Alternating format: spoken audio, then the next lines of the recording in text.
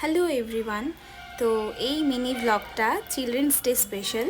তো মিঠিকে নিয়ে আমি আর অভি মিলে ভাবলাম ওর এই চিলড্রেন্স ডেটা একটু স্পেশাল বানাই। তো সেই জন্য আমরা রেডি হয়ে গেছি আর দিয়ে আমরা যাব মেলাতে। আর তারপরে একটু আজকে বাইরে খাবো, মানে ডিনার করে রাতে বাড়ি ফিরবো। এটাই ছিল আজকে আমাদের প্ল্যান। তো আমাদের এখানে মধ্যমগ্রামে রাসের মেলা বসেছে বেশ কিছুদিন হলো। তো যেমন কথা তেমন কাজ, আমি প্ল্যানটা করলাম, ভাবলাম মিঠিকে নিয়ে এই মেলাটাও ঘোরা যাক, আর বাইরে একটু খেয়ে এলে ও বেশ খুশিই হবে, সাথে আমাদেরও খুশিটা মন্দ হবে না। তো সেই রকম প্ল্যান করেই আমরা একটু বেরিয়েছি। আর এসেই মেলাতে তো মানে মনে হয় কতগুলো রাইডে চড়বো, কি কিনবো। আর আমাদের যা হয় মানে এই বড় নাগরদোল্লা বলো, ব্রেক ড্যান্স বলো, এগুলোতে চাপতে আমার বেশ ভালো লাগে।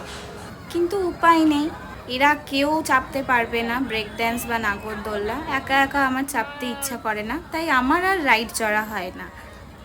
কিন্তু তার বদলে আমি একেবারে ভালো মতো করে মেলাতে যা যা আমার পছন্দের জিনিস পাওয়া যাবে সেগুলোকে খুঁজে বেড়াই আর কিনতে থাকি, আর অভিকে খেপাতে থাকি। তো বেশ ভালোই আমাদের এইভাবে চিলড্রেন্স ডেটা পেরিয়েছে। তোমরাও ব্লগটা দেখো, আশা করি তোমাদেরও খুব ভালো লাগবে, তোমরাও খুব এনজয় করবে।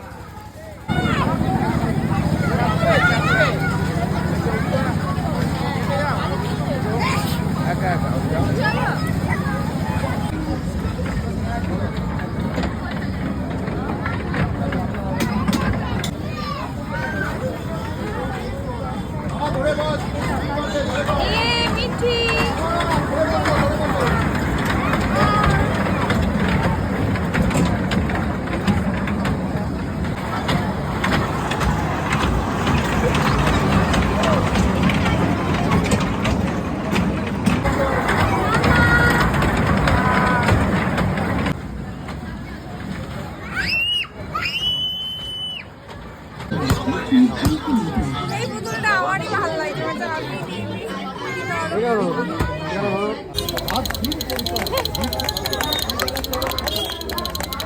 মিঠি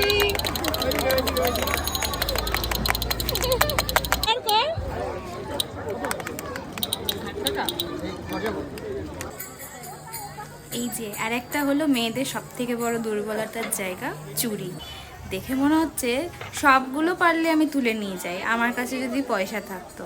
এত সুন্দর রং বেরঙের চুড়িগুলো, মানে দেখে লোভ সামলানো যাচ্ছে না। তো যাই হোক, আমার মতো যারা এরকম